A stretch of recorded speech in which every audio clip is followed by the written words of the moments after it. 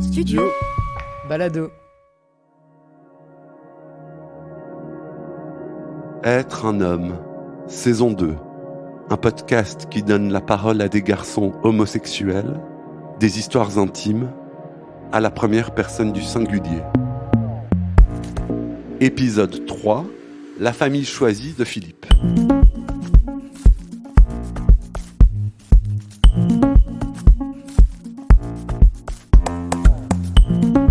Philippe ne donne jamais son âge. Il répond « J'ai l'âge que vous me donnez ». C'est vrai qu'il pourrait avoir 45 comme 58 ans. Philippe se sent plus résistant dans son corps aujourd'hui qu'à 20 ans. Il sort toujours beaucoup, aime faire la fête avec ses amis et se fiche éperdument du jugement des gens. Alors, pourquoi l'amitié et la famille choisie ont tant d'importance dans nos vies gays ? Philippe se définit principalement comme homosexuel, mais il a une nette préférence pour les hommes. Il est grand et mince, ses cheveux deviennent de plus en plus gris, il a des yeux bruns et une peau mate. Être un homme, Michel-Ange Vinti.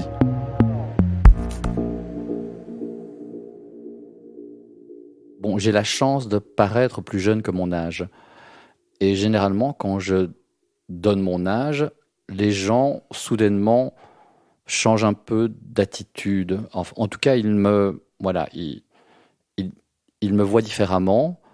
Et j'ai l'impression qu'ils ne sont plus...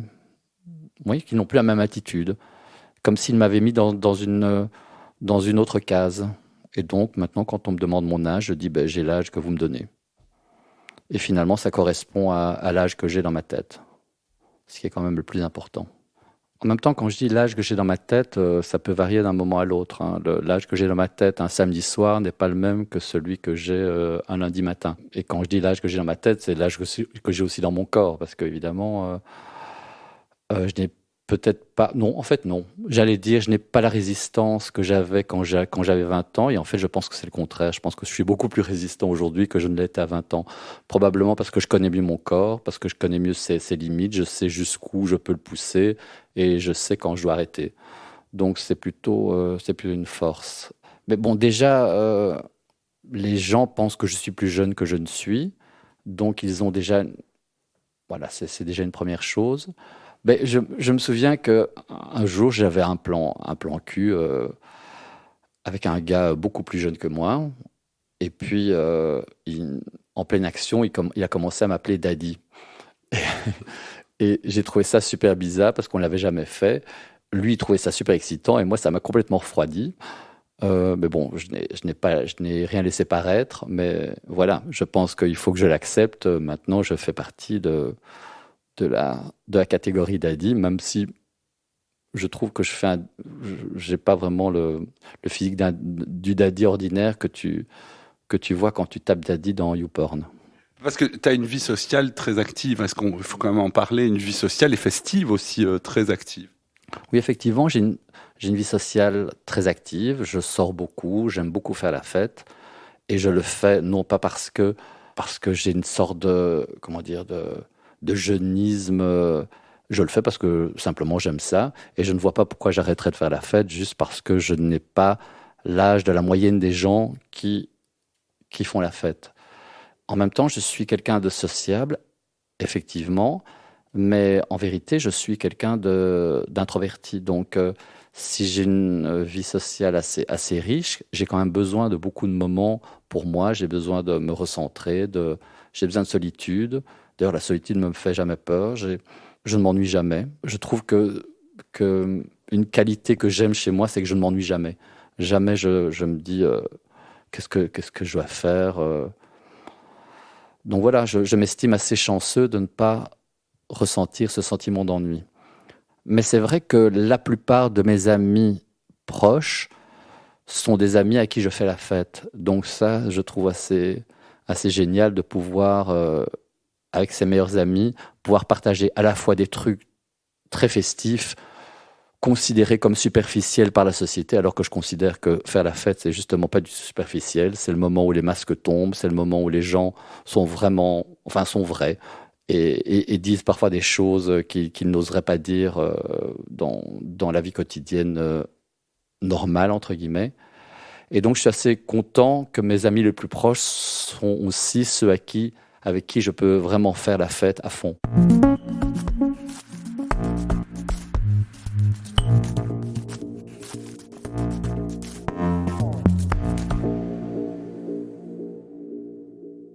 Parfois, tu peux avoir des regards jugeants sur le fait que les gens te trouvent plus âgé pour sortir et t'amuser avec tes amis. Oui, mais souvent, les gens qui me jugent ne sont pas les gens avec qui je fais la fête. C'est souvent des gens qui me demandent mais qu'est-ce que tu as fait ce week-end? Et je leur dis ben voilà, je suis allé dans tel club ou dans tel festival ou dans voilà. Ah, ils me regardent avec un sourire en disant waouh, ouais, super que tu fasses encore ça à ton âge, c'est génial. Mais je sens derrière tous ces mots un certain jugement, genre mais qu'est-ce qu'il va encore foutre dans ce genre d'endroit à son âge? Mais je sens toujours une sorte de mélange de jalousie. Enfin, jalousie est un grand mot parce que je pense qu'ils ne voudraient pas être à ma place. Mais ils envient plus ma liberté, mon détachement que ce que je fais vraiment. Voilà. Ils envient le fait que moi, je n'en ai rien à foutre du jugement des gens, que je fais exactement ce que j'ai envie de faire, enfin, dans la mesure du possible. Et finalement, voilà, ça m'amuse plus qu'autre chose. Et souvent, quand ils disent ça, moi, je pense que j'ai beaucoup de chance d'être comme je suis et de ne pas être devenu comme eux. Parce que s'il y a bien une chose que je ne suis pas, c'est quelqu'un de nostalgique qui pense que tout était beaucoup mieux avant. Je pense que chaque moment, chaque époque a ses bonnes choses. Comment tu la vis, toi, ta liberté? Mais la liberté, je me rends compte en fait que beaucoup proclament que la liberté, c'est quelque chose que tout le monde veut, on veut tous être libres. Et en fait, quand je regarde autour de moi, je ne suis pas sûr que les gens ont tellement envie d'être libres. Il y a beaucoup de gens qui préfèrent être malheureux comme des pierres en famille ou en couple, plutôt qu'être libre seul. Toi, c'est le choix que tu as fait.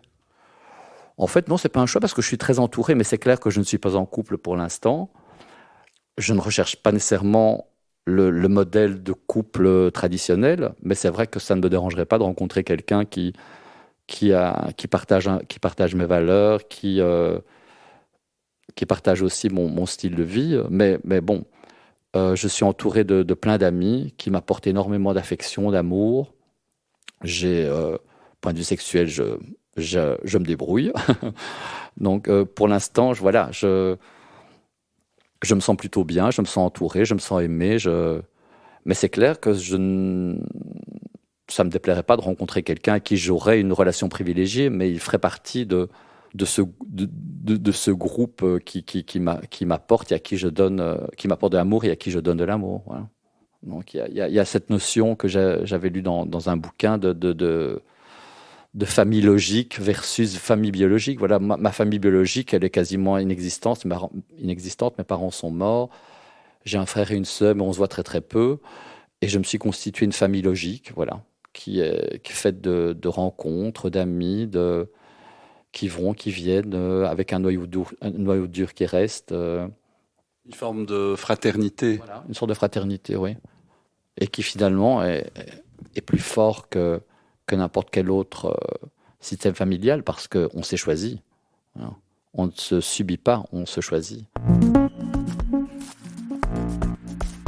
Vous écoutez Être un homme, saison 2, Studio Balado.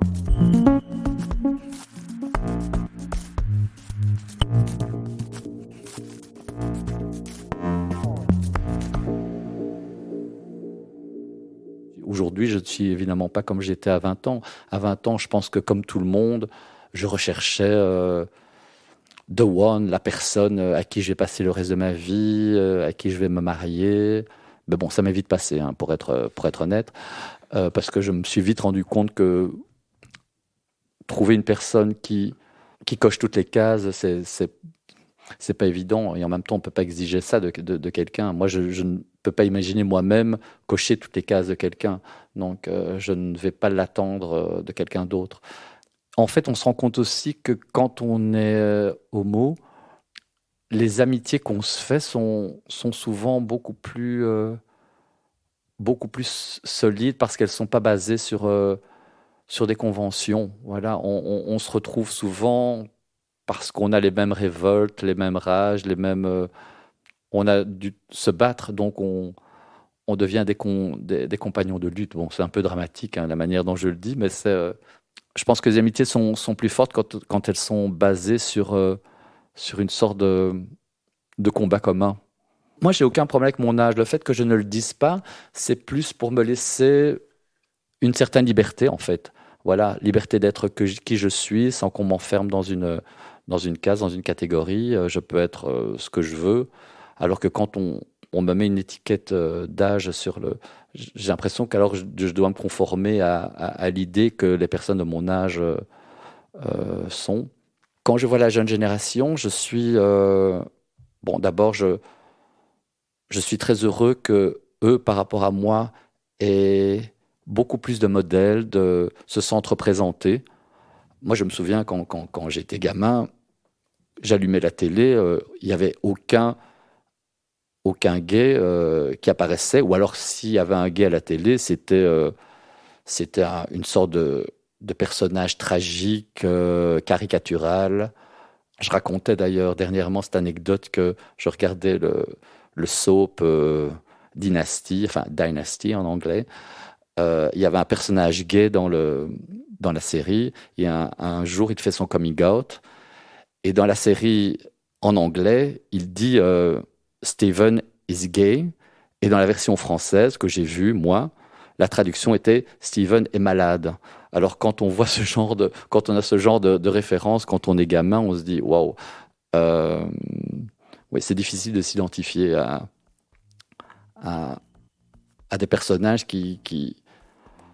à des personnages homo, voilà. Donc ça m'a beaucoup manqué de voir des gens comme moi à la télévision ou dans la vie.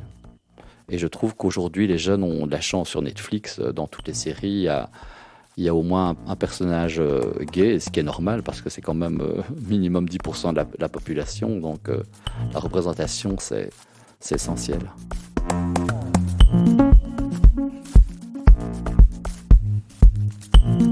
Être un homme est un podcast documentaire de Michel-Ange Vinti.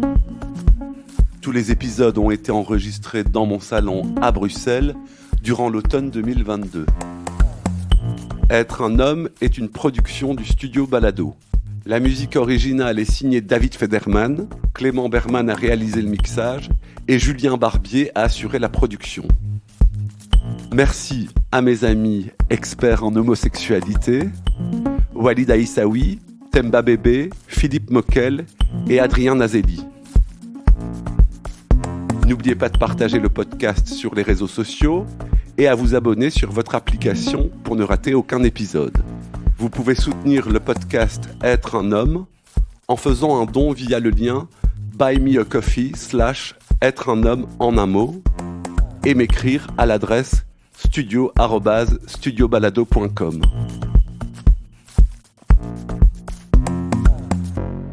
Merci pour votre écoute. À bientôt.